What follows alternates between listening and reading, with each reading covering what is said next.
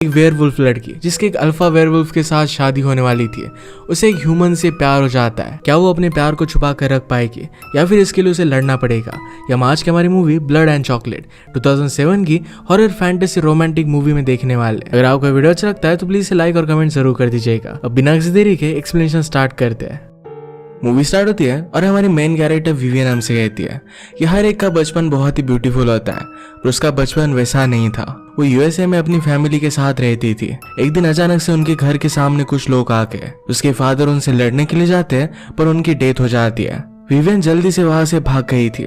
इस अटैक में उसकी पूरी फैमिली की डेथ हो गई थी, सिर्फ वही बची थी। इसके बाद 10 साल बीत चुके हैं और विवियन एक अलग कंट्री जिसका नाम है रोमानिया, वहां पर अब रह रही है। आजकल वो अपनी एंट एस्टेड के साथ रह रही है। उसे कहती कि आजकल तुम हमेशा भागती रहती हो, क्या पता ये अब तुम्हें उसकी जरूरत पड़ जाए। उन सब का एक बॉस था जिसका नाम है गैब्रियल। गैब्रियल की पहली वाइफ एस्टेड थी, पर अब उसे न्यू वाइफ चाहिए थी और ये विवियन बनेगी। एक अजीब सा कस्टम है और ऐसा क्यों है इसके बारे में मैं आपको आगे बताऊंगा। विवियन को इस तरीके से रूल्स के अकॉर्डिंग जीना अच्छा नहीं लगता। एस्टेड ने उसे समझाया जब मैं 19 ईयर्स की थी तो भी प्रेग्नेंट हो गई थी। ये रूल्स ही है जो हमें बचा कर रखते हैं। तुम्हारे पेरेंट्स भी चाहते थे कि तुम सेफ रहो और इसी वजह से तुम यहाँ पर हो। रात में विवियन अपने कजन्स के साथ एक अंडरग्राउंड क्लब में आती है। उसके कजन का नाम है राफे।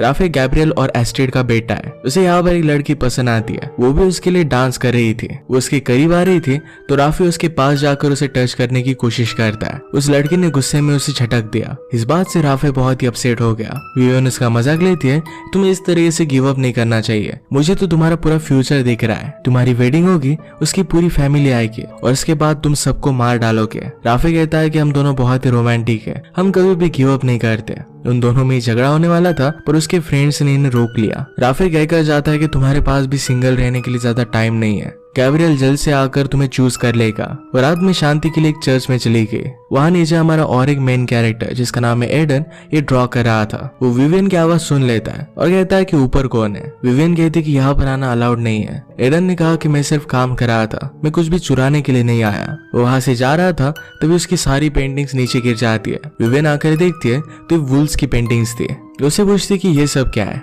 एडन कहता है कि मैं ग्राफिक नॉवेल लिख रहा हूँ, ये नॉवेल वेयरवुल्व्स के बारे में। अपना कुछ प्रीवियस वर्क उसे दिखाता है। उसने कहा कि सिटी में वेयरवुल्व्स की बहुत सारी हिस्ट्री है। आदमी से वुल्फ में ट्रांसफॉर्म होने वाले एनिमल्स यहाँ पर वर्शिप किए जाते थे। इस सब की वो रिसर्च कर रहा था। वो विवियन का नाम पूछता है पर विवियन उसे कुछ भी ना बताते हुए वहां से चली जाती है। जिस लड़की की राफे ने बेइज्जती की थी अपने फ्रेंड्स के साथ, उसका पीछा करने लग जाता है। वो बहुत ही ज्यादा डर गई थी और वहां से भागने लग जाती है। रास्ते में उसे विवियन दिख गई और उसे वो बचा लेती है। विवियन ने कहा कि तुम्हें लॉस पता है, इस तरीके से अकेले से तुम शिकार नहीं कर सकते। अगर तुम कभी भी कुछ भी करने लग गए तो हमें लोग जीने नहीं देंगे। राफे कहता है कि सिर्फ हम मजाक कर रहे थे, हम कुछ भी करने नहीं वाले थे। विवियन घर पर आए तो गैब्रियल उसका वेट कर रहा था। वो उससे पूछता है कि क्या तुम मुझसे डरती हो। विवियन ने कहा कि मैं तुमसे नहीं डरती।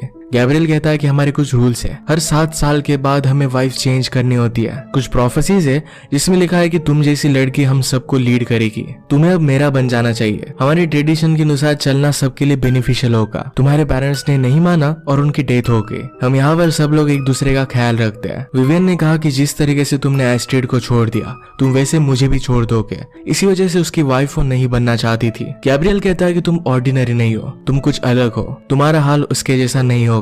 एस्टेड को गैब्रियल के छोड़कर जाने की वजह से बहुत बुरा लग रहा था। एक रात अचानक से राफे उस लड़की के रूम में घुस गया। उसे कहता है कि तुम मुझे एडमायर नहीं करती, तुम सिर्फ मुझसे डरती हो। उसे वही की वही मार डालता है। नेक्स्ट सीन में हम देखते हैं कि एक गैंगस्टर की बेल करा दी जाती है। जिन लोगों ने उसकी बेल कराई थी उनके बारे में उसे पता नहीं था। ये बेल गैब्रियल ने करवाई हुई थी। उसे कहता है कि तुम हो कौन, मुझसे चाहते क्या हो। गैब्रियल ने उसे ड्रिंक दी और कहा कि जो ड्रग्स तुम सेल करते हो इसे पॉइजन माना जाता है। गैब्रियल के आदमी उसे पकड़ लेते हैं। गैंगस्टर कहता है कि अगर तुम्हें पैसे चाहिए तो मैं तुम्हें दे सकता हूँ। गैब्रियल मानता नहीं और उसी के ड्रग्स से उसे वो बेहोश कर देता है। न्यूज़पेपर में राफे ने जिस लड़की को मारा था उसकी मिसिंग होने की रिपोर्ट आई। विवियन को देखकर बुरा लगता है। वो जब एक बुक स्टोर से गुजर रही थी तो वहां पर एडन की बुक देखती है। वहां पर उसके सिर्फ इनिशियल्स थे। घर जाते वक्त एक जगह पर एडन उसे देख लेता है। विवियन ने भी उसे नोटिस किया पर वो आगे चली गई। एडन उसका पीछा करने लग गया तो विवियन जल्दी से वहां से भाग जाती है। वो भी उसका बहुत दूर तक पीछा पीछा करता है, पर एक जगह पर डेड एंड आ गया। विवियन अपने पावर्स को यूज करती है और वो ऊपर चढ़ गई।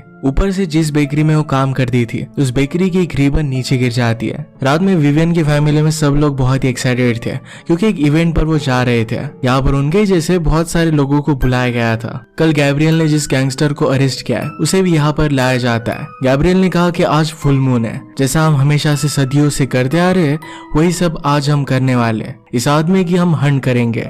हमें हर जगह से निकाल दिया गया था पर इस कंट्री से हमें कभी भी निकाला नहीं गया। इस गैंगस्टर ने हमारी सिटी के साथ बहुत गलत किया है, इसका आज हम बदला लेंगे। सब मिलकर इसकी हम हंटिंग करेंगे। उसे कहता है कि इस जंगलों के पार एक नदी है, अगर तुमने उस नदी को पार कर दिया तो तुम जी सकते हो, वरना हम तुम्हें मार डालेंगे। उन्होंने उसका हाथ कट किया यानी कि वहां से ब्लड निकल सके। सब लोगों की आंखें व्हाइट हो जाती है और सब उसका पीछा करने लग जाते हैं। स्लोली हर एक आदमी वुल्फ में कन्वर्ट हो गया। विवियन उसका पीछा नहीं करना चाहती थी पर गैब्रियल उसे कहता है जो तुम हो इससे तुम भाग नहीं सकती।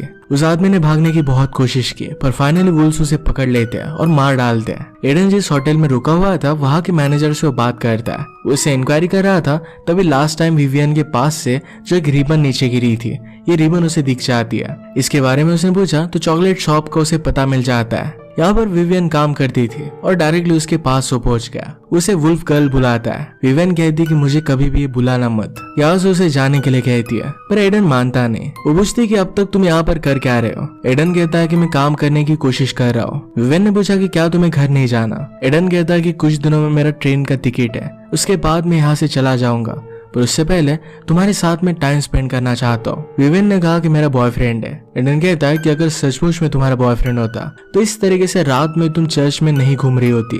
तो उसे पूछता है तुम हमेशा मुझसे भागती क्यों रहती हो। विवियन ने नोटिस किया कि यहाँ पर राफे आ रहा है। वो एडन को फिर से जाने के लिए कहती है पर वो मान नहीं रहा था। विवियन ने कहा कि कल रात मुझे 7 बजे मिलना, हम दोनों डेट पर चलेंगे। एडन अपना एक ड्राइंग उसे देखकर वहां से चला जाता है। राफे ने उसे देख लिया था। विवियन जरा डर जाती है और ये ड्राइंग कचरे में डालकर बाहर जा रही थी।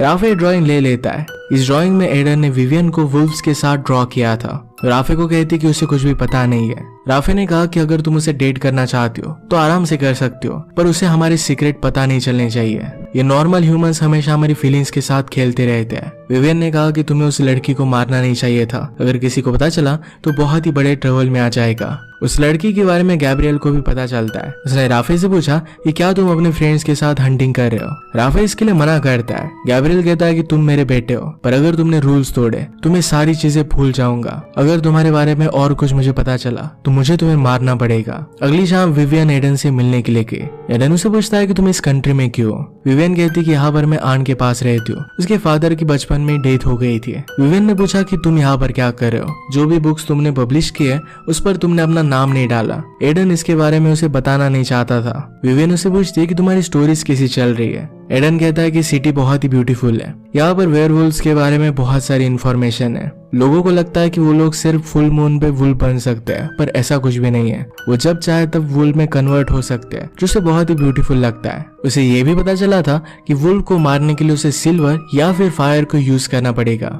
अगर उन्हें कोई चोट देता है तो उनकी आंखें व्हाइट हो जाती है। उसे फिर एक बहुत ही अच्छे से रेस्टोरेंट पर लेकर आया, पर वो बंद हो चुका था। उसे रूफटॉप से पूरी सिटी देखनी थी। तो विवियन कहती है कि मुझे एक प्लेस पता है। ये एक प्राइवेट बिल्डिंग थी, पर फिर भी उसे लेकर आती है। सबसे छुपते छुपाते एक बहुत ही ब्यूटीफुल से स्पॉट पर वो आ गए। उसे कहती कि वेयरवुल्व्स का कैसल हुआ करता था, उनकी एक प्रिंसेस थी, उसकी डेथ के बाद ये अबैंडन्ड है। एडन कहता है कि कभी कभी मुझे लगता है कि मुझसे तुम बहुत सारी चीजें छुपा रही हो। विवियन ने कहा कि मेरी फैमिली बहुत ही स्ट्रिक्ट है, मैं कहाँ जाती हूँ क्या करती हूँ इस सब की मुझे बहुत रिस्ट्रिक्शंस है। एडन ने कहा कि ये लाइफ तुम्हारी है, तुम्हें इसके डिसीजन लेने चाहिए। उसे अपने बचपन का इंसिडेंट सुनाता है। उसके फादर आर्मी में थे, पर जब वो वापस आए तो एक एडिक्ट बन चुके थे। उन्होंने कहा था कि मुझे फाइटिंग सीखनी पड़ेगी। वो हमेशा मुझे बहुत प्रेशराइज करते थे। जब वो 17 साल का हुआ तो घर से बाहर जाने की उसने कोशिश की। उसके फादर उसे रोकने लग गए, पर उस दिन उनकी फाइट हुई। उस फाइट में एडन ने अपने फादर को इंजोर कर दिया था। तब से अलग अलग कंट्री में जाकर वो छुप रहा है। अगर वो वापस जाएगा तो शायद उसके फादर उसे ढूंढकर मार देंगे। इसी वजह से अपने बुक्स पर वो इनिशियल्स नहीं लिखता। ये सब उसे बता रहा था क्योंकि उसे पता था कि किसी और की मर्जी से काम करना कैसा होता है। अपनी खुद की लाइफ का कंट्रोल खुद को ही लेना चाहिए।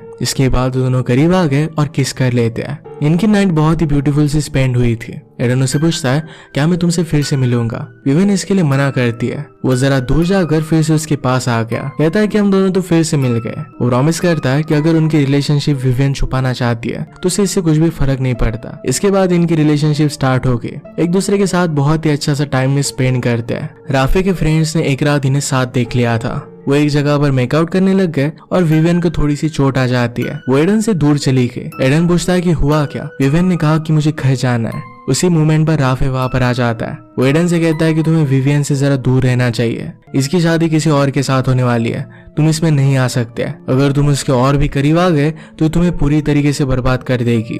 राफे यहाँ से चला जाता है। विवियन कहती है कि अब हम दोनों नहीं मिल सकते। एडन कहता है कि क्या तुम अपनी पूरी लाइफ की डिसीजन अपनी फैमिली के अकॉर्डिंग ही लोगी या फिर अपना भी खुद डिसीजन लोगी। राफे और उसके फ्रेंड गैब्रियल को एडन के बारे में बता देते हैं। उन्होंने कहा कि विवियन ने उसे हमारे सारे सीक्रेट्स बताए हुए हैं। गैब्रियल पूछता है कि क्या वो उससे प्यार करने लग गई है। ये सब उसे हाँ कहते हैं। गैब्रियल ने कहा कि उसे सिटी से निकाल दो, इसके लिए तुम्हें जो भी करना पड़े ये सब कुछ तुम कर सकते हो। एडन जब घर पर आता है तो विवियन को उसे एक लेटर मिला। इस लेटर में उसे एक चर्च में आने के लिए बोला गया था।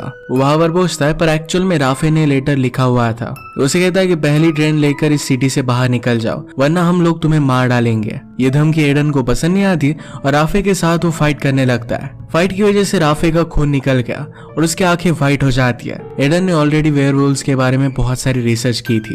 वो समझ गया कि राफे भी एक वेयरवुल्फ है। वो डरकर उसे कहता है कि मैं यहाँ से निकल जाऊंगा, प्लीज मुझे जाने दो। पर राफे अब मानने नहीं वाला था। वो वुल्फ में कन्वर्ट हो जाता है और उसे मारने लग जाता है। एडन जाकर कन्फेशन रूम में छुप गया। राफे इसे भी तोड़ देता है और उसके चेस्ट पर उसने हमला किया। एडन के चेस्ट पर सिल्वर से बना हुआ एक नेकलेस था। इसे टच करने की वजह से राफे को इंजरी होने लग गई थी। एडन समझ गया कि सिल्वर वेयरवुल्फ के लिए बहुत ही डेंजरस है। वो अपना नेकलेस उठाता है और राफे पर हमला कर देता है। वो दोनों ऊपर से नीचे गिरे थे और इस नेकलेस की वजह से राफे की डेथ हो जाती है। एडन जल्दी से वहां से निकल जाता है। रात में सब लोग क्लब में आए हुए थे। गैब्रियल विवियन को देखकर उसके पास जा रहा था पर एस्ट्रिड उसे रोक लेती है। कहती है कि जैसे हम टाइम बिताया करते थे, प्लीज आज रात भी मेरे साथ वैसा टाइम स्पेंड करो। गैब्रियल को अब उसमें कोई भी इंटरेस्ट नहीं था। विवियन क्लब से बाहर निकली तो एक एली में एडन पड़ा था। वो बहुत ही डिस्टर्ब हो गया था। वो कहता है कि मुझे राफे के बारे में पता है। उसने अपना सिल्वर नेकलेस निकाल लिया और वो विवियन को लेने के लिए कहता है। एडन सब कुछ समझ गया। विवियन उसे कहती है मैं सिर्फ तुम्हें बचाना चाहती थी, प्लीज टाउन से निकल जाओ, अगर तुम उन्हें मिल जाते हो तो तुम्हें मार डालेंगे। एडन कहता है कि मर्डर साइट पर मेरे फिंगरप्रिंट्स वगैरह सब कुछ मिल जाएगा। अब मेरी लाइफ बर्बाद हो चुकी है। तुम अगर मेरे लिए सचमुच में केयर करती तो कभी मेरे पास आती ही नहीं। क्लब से कुछ लोग बाहर निकले तो एडन डर कर वहां से चला जाता है। उसने एक होटल से सिल्वर के चाकू वगैरह उठा लिए। पैरेलल में गैब्रियल को राफे की डेथ के बारे में पता चलता है। उसे बहुत बुरा लगा। उसने एस्ट्रिड को इसके बारे में बताया तो बहुत ही अफेक्टेड थी। वो कहता है कि हम उसका बदला लेंगे। एडन स्टेशन पर जाकर ट्रेन का वेट कर रहा था तो दो लोग उसे अप्रोच करते हैं। उसे लग रहा था कि वो पुलिस है और वो गैब्रियल के आदमी थे।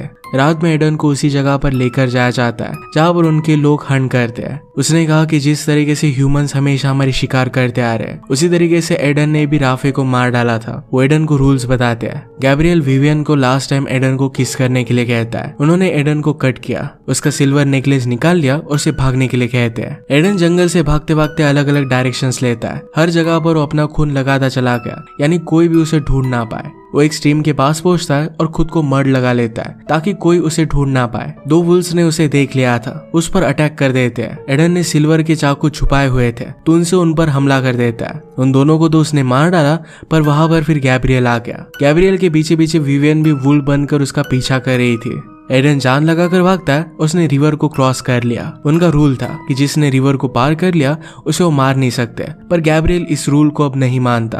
वो रिवर पार कर कर उस पर हमला कर रहा था पर विवियन गैब्रियल पर हमला कर देती है। इसमें वो जरा हर्ट हो गई थी पर गैब्रियल वहां से भाग जाता है। एडन समझ नहीं पाया कि वो विवियन है और उसने उस पर हमला कर दिया। वो अपनी ह्यूमन फॉर्म में आ जाती है और वो इंजर्ड थी। एडन को उसके लिए बहुत बुरा लगता है। जल्दी से उसे उठा लेता है और हेल्प लेने के लिए चला गया। विवियन उसे फोटो फिल्म की फैक्ट्री में लेकर आती है। ये फिल्म सिल्वर से बनती थी और वहां पर उन्हें ढूंढने के लिए कोई भी नहीं आएगा। विवियन ऑलरेडी इन्फेक्टेड थी तो इसे उससे कुछ भी फर्क नहीं पड़ेगा। उसकी हालत बहुत खराब हो रही थी। एडन कहता है कि इसके लिए हमें क्या करना पड़ेगा। विवियन कहती है कि इसका एक एंटीडोट भी है, पर शाम में उसे लेने के लिए जाना पड़ेगा। एडन भी उसके पास ही रुकता है। विवियन ने कहा कि मैंने कभी भी हंट नहीं की, मुझे लोगों को मारना अच्छा नहीं लगता, हमेशा ह्यूमंस ही हमें मारते आ रहे हैं। एडन एक चाकू से अपने हाथ को कट लगाता है। कहता है कि अब तुम क्या फील कर रही हो। विवियन कहती है कि तुम मेरे बारे में क्या सोचोगे, सिर्फ इस बात से मैं डरती हूँ। एडन उसके पास आ गया। वो कहता है कि तुम इसे कंट्रोल कर सकती हो। इसके बाद वो दोनों किस कर लेते हैं। जैसे थे एक दूसरे को वैसे ही उन्होंने एक्सेप्ट किया था। विवियन को ढूंढते ढूंढते वहां पर एस्ट्रिड आके उसे पता था कि उसने विवियन को जिस जगह पर ना जाने के लिए कहा है वहीं पर उसे मिलेगी। विवियन एडन को प्रोटेक्ट कर रही थी तो एस्ट्रिड ने कहा कि वो हमारे जैसा नहीं है। विवियन ने कहा कि कभी भी तुम्हारा प्यार कंप्लीट नहीं हुआ, प्लीज मेरे प्यार को कंप्लीट होने दो। एस्ट्रिड कहती कि अगर वो तुमसे डर रहा होगा तो तुमसे प्यार नहीं कर सकता। उन्हें छोड़ देती है। रात में विवियन डॉक्टर के पास गए और उनसे एंटीडोट मांगा। डॉक्टर चुपके से अलार्म बजा देता है और गैब्रियल को उनके बारे में पता चल गया। विवियन ने खुद को इंजेक्ट किया और वो नॉर्मल हो गई थी। वहां से भागने लग गए पर डॉक्टर उन पर गन लगाता है। विवियन उसे मारकर बेहोश कर देती है। उतने ही समय में गैब्रियल के आदमी वहां पर पहुंच गए थे। विवियन ने एडन को आगे जाने के लिए कहा और सब लोगों से वो फाइट करने लग गई। गैब्रियल विवियन को पकड़ लेता है। कहता है कि तुम्हारी खुशी के लिए कितनों को मरना पड़ेगा। एडन वहां से भाग गया था। गैब्रियल विवियन को लेकर जाता है। थोड़ी देर में एडन फिर से डॉक्टर के पास आ गया। उसे कहता है कि मुझे एंटीडोट, कुछ बुलेट्स और डस्ट चाहिए। गैब्रियल विवियन से कहता है कि जिस तरीके से फ्यूचर को प्रिडिक्ट किया गया था उससे तुम हमारे लिए इंस्पिरेशन बन सकती थी। उसे मारने के लिए आगे बढ़ रहा था तभी एडन ऊपर से गैब्रियल पर गोली चला देता है। वो नीचे जंप मारता है पर उसकी सारी बुलेट्स नीचे गिर गई। सब लोग उस पर गोलियां चलाने लग गए।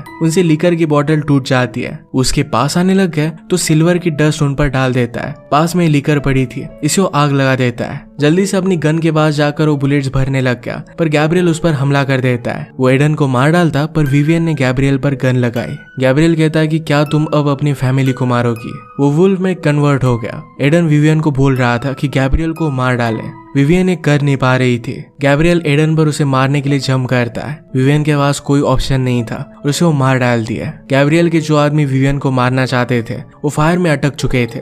विवियन कहती कि अब सब कुछ बदलने वाला है और उन्हें छोड़ देती है। एडन कहता है कि गैब्रियल के आदमी हर जगह पर है, हम सिटी से बाहर कैसे निकलेंगे। ये जब कार में बैठकर जा रहे थे तो विवियन को देखकर सब लोग झुक रहे थे। गैब्रियल की डेथ के बाद विवियन को ही अपना बॉस उन्होंने मान लिया था। विवियन और एडन ने डिसाइड किया कि वो फ्रांस में जाना चाहते हैं और वो निकल पड़े। फाइनली उनके बीच में अब कोई भी सीक्रेट नहीं थे और उन दोनों ने एक दूसरे को एक्सेप्ट किया था। इसी के साथ इस मूवी का एंड हो जाता है। अगर आपको एक्सप्लेनेशन अच्छा लगा तो प्लीज से लाइक और कमेंट जरूर कर दीजिएगा। मैं बहुत सारी मूवीज लेकर आता रहता हूँ तो प्लीज चैनल को सब्सक्राइब कर दीजिए और बेल नोटिफिकेशन आइकन दबाना मत भूलिएगा। हम फिर से मिलेंगे और एक नई मूवी के साथ। तब तक के लिए थैंक यू और आप अपने आप का ख्याल रखिए।